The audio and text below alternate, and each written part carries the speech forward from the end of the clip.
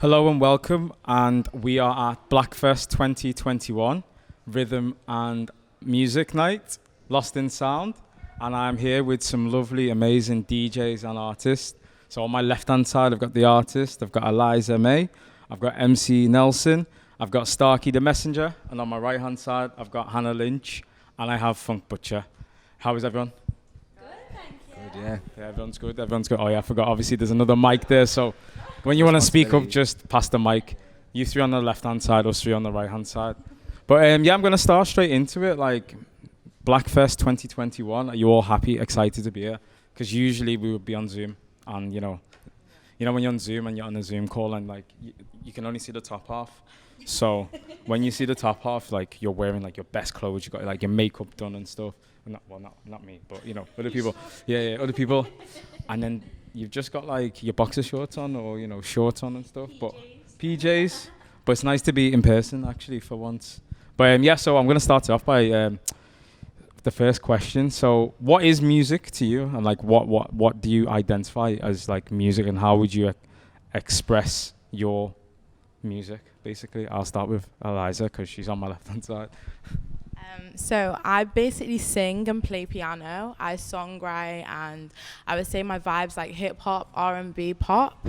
So music to me, I would say, is like my love is songwriting, so storytelling. So I just express how I feel. It could be writing from how my personal experiences, or it literally could be like my friends, or just anything I get inspired like day to day. And yeah, music to me is storytelling and expressing how I feel, which I can't express in words. So yeah, that's me.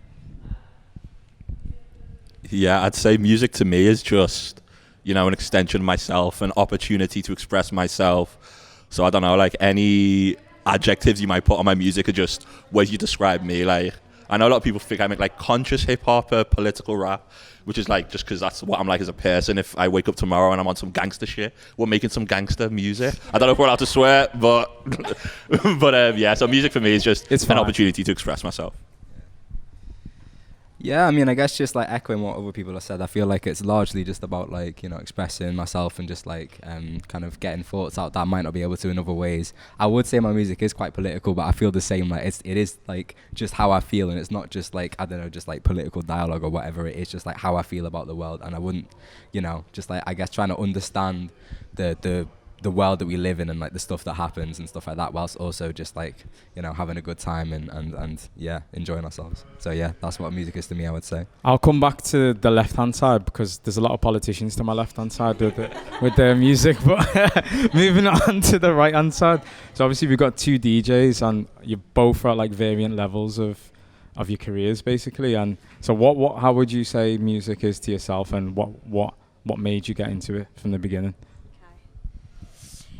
So music to me is life. Like, even though I don't like songwrite, I still feel like I can express myself through music, like through DJing.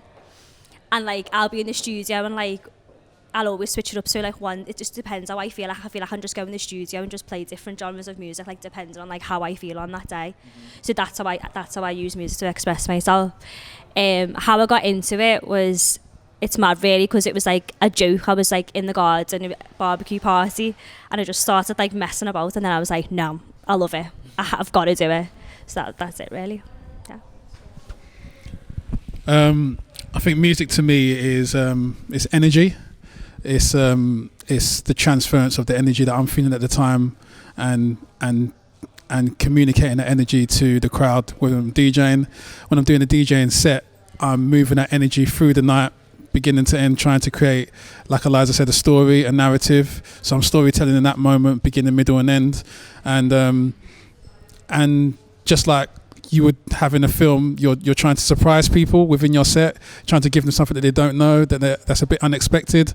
So there's that. And because I songwrite, I produce as well, there's aspects of the grey areas of my life that are nuanced, that aren't just black and white. I try and express that through my music production as well. So you might get aspects, if you were to listen to my catalogue, where some are political, some is just want to lose yourself in a club environment and space. So it's about showing kind of the diversity of character that I have. So that's music. It's just really real freedom, expression. Yeah, so that's it in a nutshell. Yeah, that's a good answer. But kind of, so this question is going to be to both sides, but I'm going to start with the artist on the left-hand side. So you all of you mentioned like about storytelling and about, you know, creating a narrative and politics within your music. Do you think that musicians and artists have the responsibility to do that within their music, or do you think music can just be like a release and expression of just whatever you're feeling at that time? Or do you specifically think with my music I'm going to portray a message? And that's to anyone to answer. I know it's a bit of a deep question, but yeah, I don't think like musicians really have any obligation to, you know what I mean? Like, I mean, I don't want to hear what Lady Gaga has to say about like Middle East politics. Like, it's not, you know what I mean? Like, if you so feel it, you know what I mean? That's what's on your mind, by all means. But I mean, with all things, as with music, I think you can often tell when like something is being forced or when someone's trying to do something because it's the moment at the time. Like, it's going to come across inauthentic. So like, obviously, only pass comments and only, you know, speak about things that you feel comfortable speaking about and that you know about. Mm-hmm. I think like the only obligation that I guess I would say musicians have is just to be like honest and just like speak their truth and just be themselves. Like, I think beyond that there's not really any kind of obligation or responsibility that musicians have. I think that, yeah, like you say, when people are making music that's dishonest or not themselves, or like trying to, I guess, like creating a false narrative that's not true to them, like that really shows. So I would say that the only, I guess, like responsibility or whatever, or like, I guess, the only thing that we can expect musicians to do is just be themselves, and whether that's like, I guess, politics, or whether that's, you know, just having a good time or whatever, like, you know, depends on the person and their experiences that they project into their music, I would say. Can I just add to that quickly as well, is that like, I do think it's something that just tends to happen in the black community especially, is that, you know, you have notable public figures and they get a lot of pressure to speak on certain issues. Like most other communities, they don't think like their rappers or their musicians are community leaders. It's like, no, you just get to rap and have fun, like, and you have other people who know about those subjects who really should be speaking on it. So I literally agree with what everyone said so far. Again, I don't think any artist should have the responsibility to speak on things going on. I feel like it's just if it's your passion, you can be free and talk about whatever you want. If it's anything, like, yeah, that's what I think. So when it comes to like creating the music, obviously, because you record and you write and produce and you DJ, like, do you feel that you then almost have the ability to create a narrative? So for example, like if you're performing as a DJ and you know that my audience is this, do you feel like you have the responsibility, similar to how the artists have the responsibility when they're creating? I think like what I've learned since I started DJing about 5 years ago now is like, you could be the most skillful DJ in the world, but if you can't read the crowd, there's no point. Like, you've got to be able to read the crowd. Like, you've got to feel energy and be able to read the crowd. So, do you? Yeah, no, definitely agree, 1,000,000%. And also in regards to what Starkey was saying about being honest, if you are honest, then ultimately you will become political, because everything is tied into our political day to day. You could be writing about your history and your background of growing up and not having enough money, and that's political there.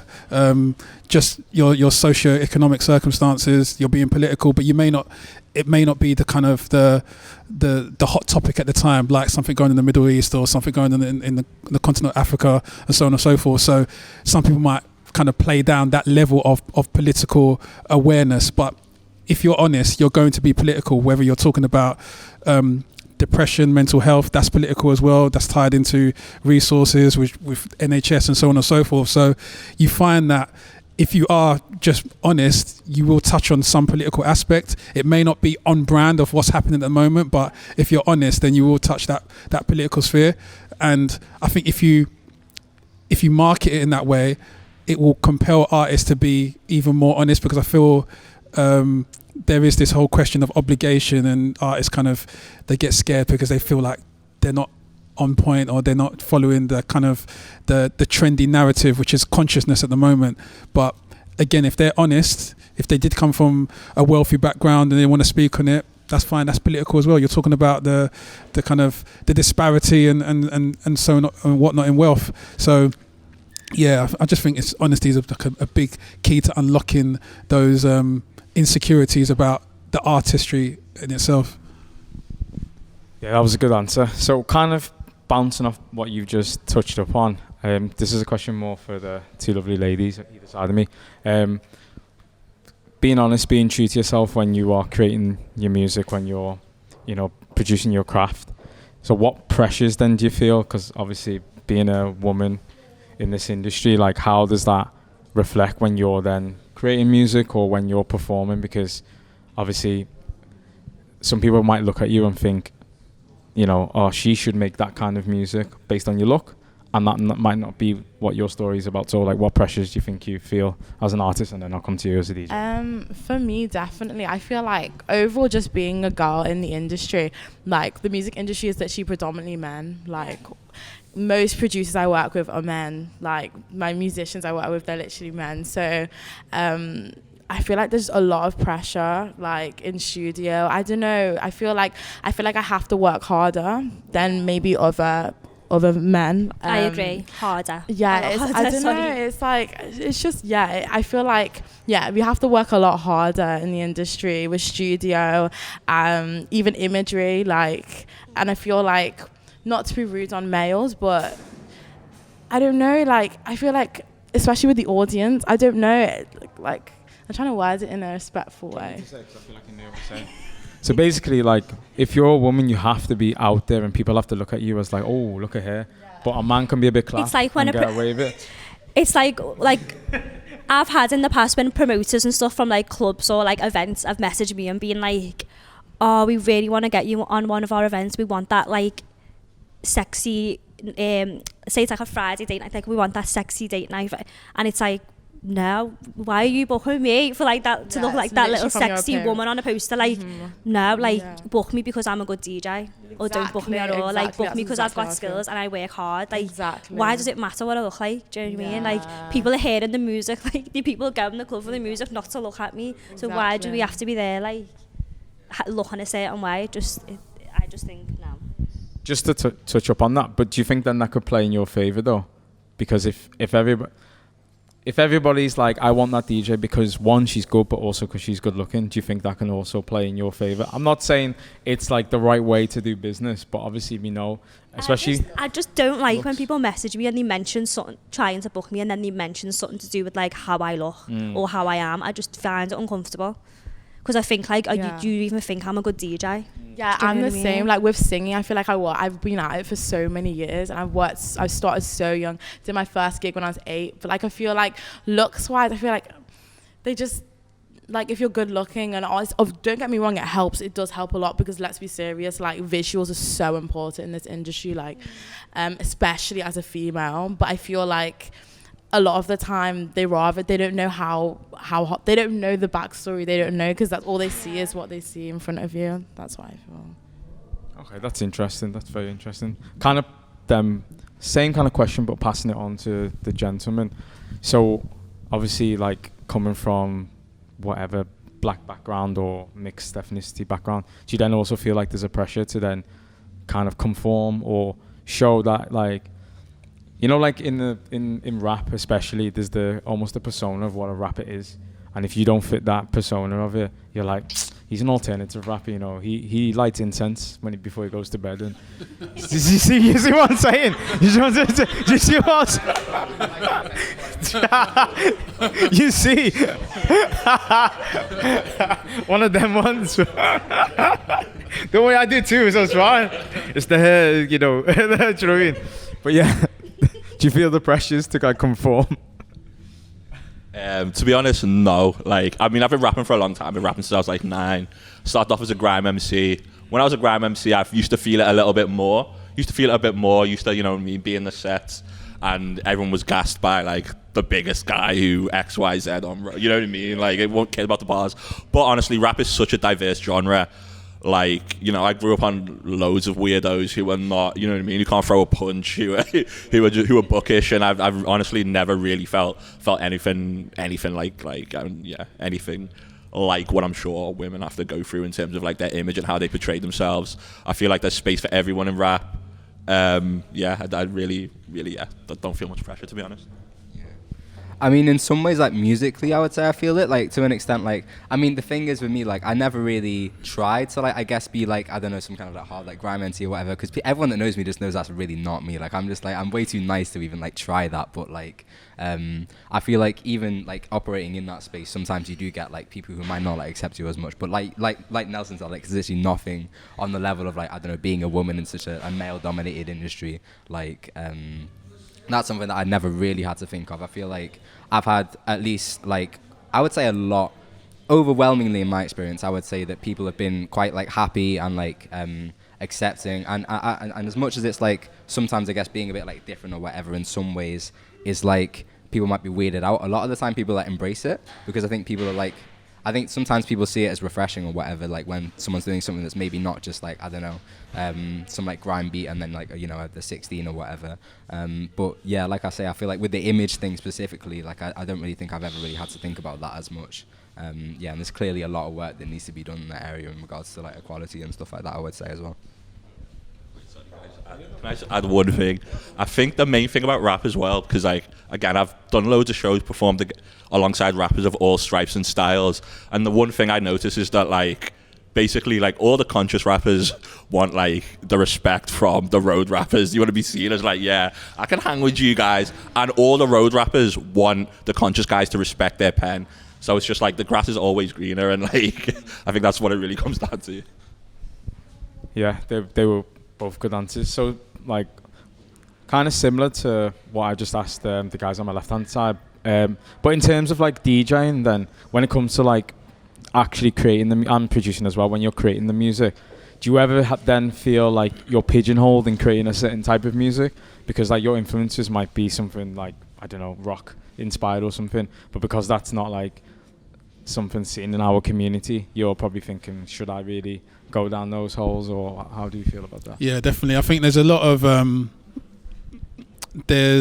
of influence and impact from the media and how it's shaped our perceptions of what black people stereotypically should be into, and then that kind of feeds into the way your capacity is to market yourself as a brand. So for example, if I was to be a DJ, I would have to be visually marketing myself in a specific way for me to drop something eclectic in my set midway, like a drill track next to a track by, I don't know, Guns N' Roses, for example, which may go down in some other spaces if I looked a certain way, dressed a certain way, and so on and so forth. But because of initially the way I present myself or the people that I'm with, there's these unspoken barriers that I need to kind of get through, and maybe the only way I get through them is by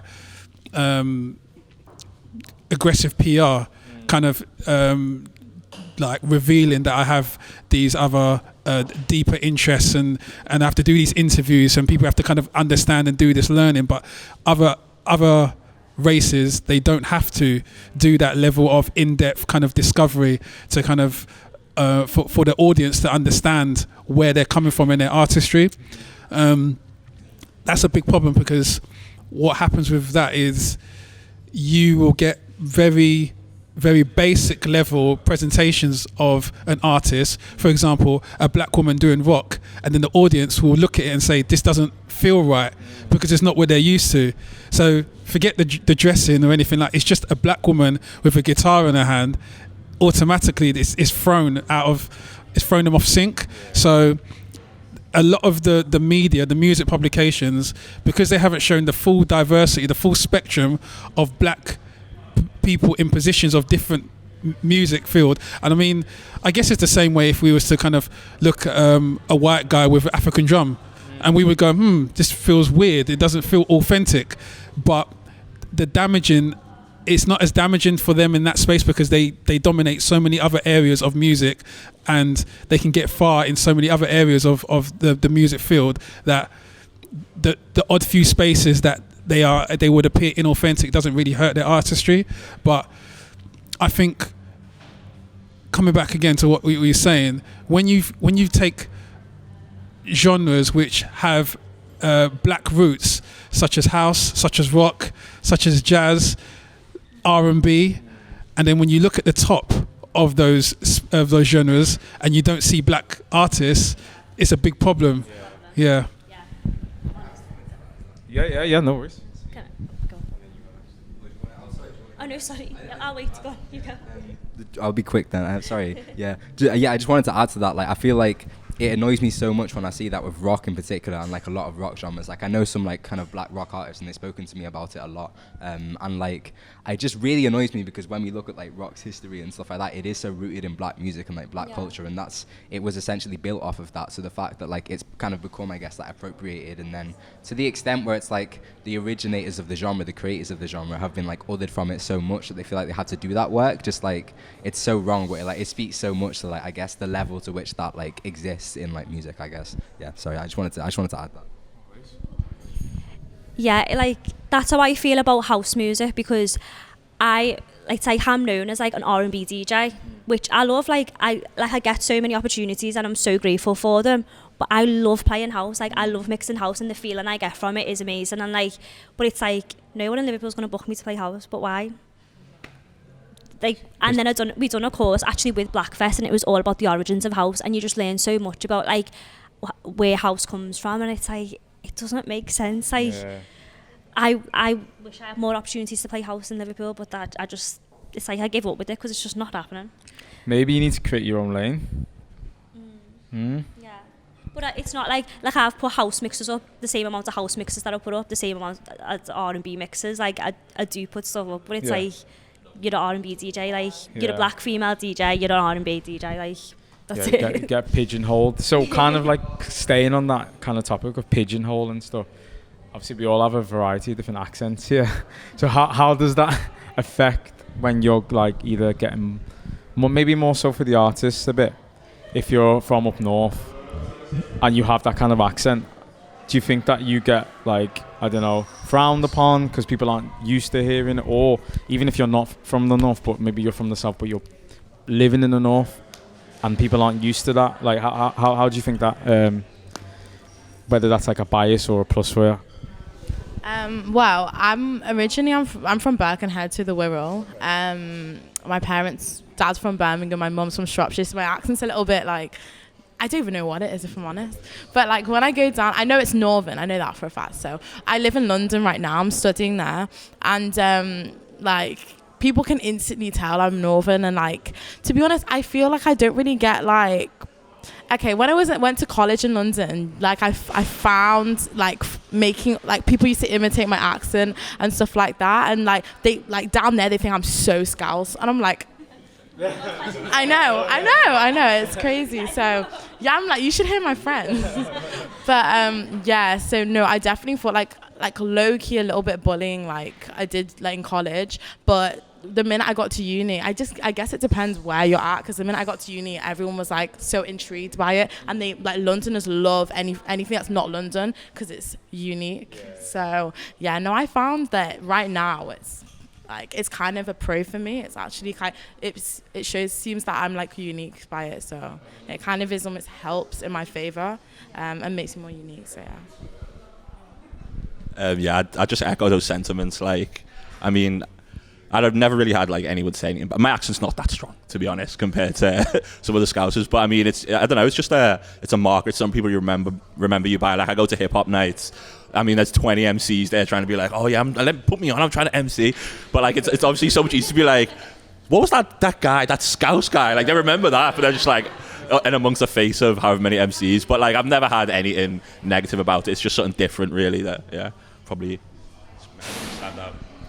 I mean, kind of similar. I feel like with me, like, some people don't even realize I'm Scouse because I don't really like talk like that Scouse at all. But then I feel like when I rap, I go a lot more like Scouse and stuff. But I would say similar things, really. Like, obviously you get the odd person who just like takes the mic and whatever, and it's just like, oh, chicken, chips, kind of cooked, like all that nonsense. But like, generally, I feel like people kind of are warm to it because like, I feel like with rap and hip hop, like, it's so London dominated that it's like anything different to that is like, I feel like it's people see it as refreshing. So yeah, I would say generally it's been a positive.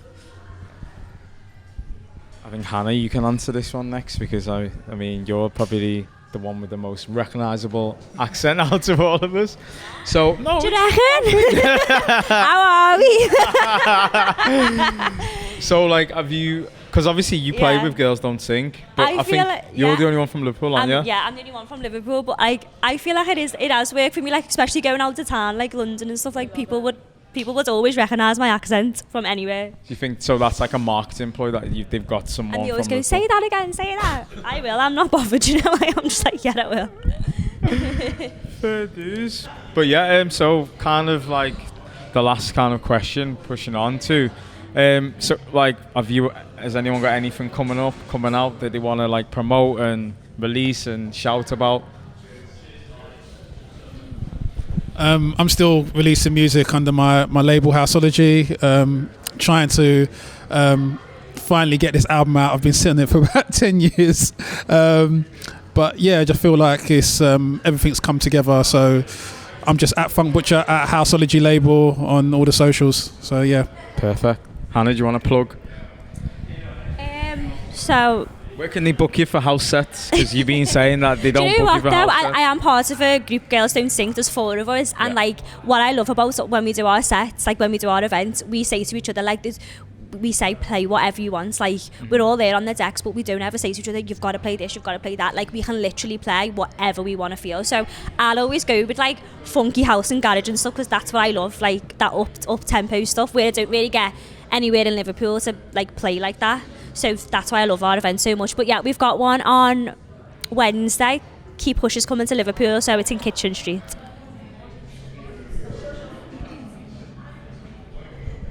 I literally just released about 3 weeks ago a garage track. So I'm normally hip hop, but it was summer and I kind of just I was playing around with a beat and I just was like, oh my God, it works. So yeah, it's with Heavy Trackers, which are like a duo of producers from in London. And yeah, I just released it, done a video, which has been released on GRM. It's doing quite well. And yeah, if you want to go check that out, my Instagram's Eliza May. Yeah, so. Yeah, I saw that track. It's heavy. It's really heavy. I mean, yeah, I've just put some music out, nothing like on the horizon, but there's always new tunes, always producing for other people and stuff like that. MC Nelson, all the social medias, you know how it goes. You find me. Yeah, similar really. I've just been in a very much like writing space at the moment. I haven't got like much, I guess, concrete stuff planned at the moment, but yeah, Starkey music on all socials. I will say that I am producing music for Fuse, which is Fuse UK, which is like a charity kind of fashion and dance show that happens. It was Bristol based, but now hence Fuse UK, it's just expanded to the UK.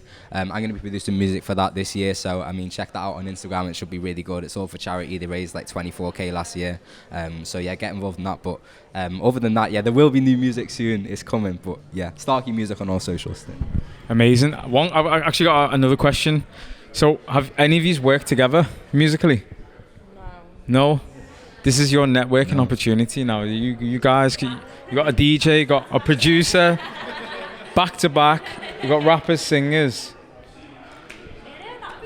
If you need management, I'm just. Turn the camera off in the studio going.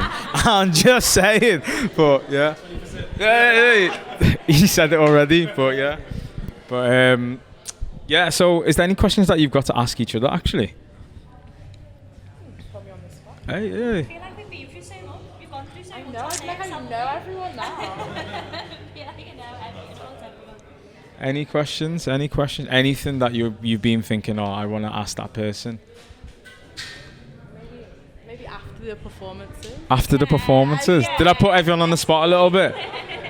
I'm sorry about that. But yeah, that's been a great conversation between everyone on the panel. We've had Funk Butcher, Hannah Lynch, myself, Teza. We've had Eliza May, MC Nelson, Starkey the Messenger. Everyone's plugged all their socials, so everyone should be able to go and find them. Obviously, thanks to BlackFest as well for creating this. And yeah, thank you. 2021 over and out.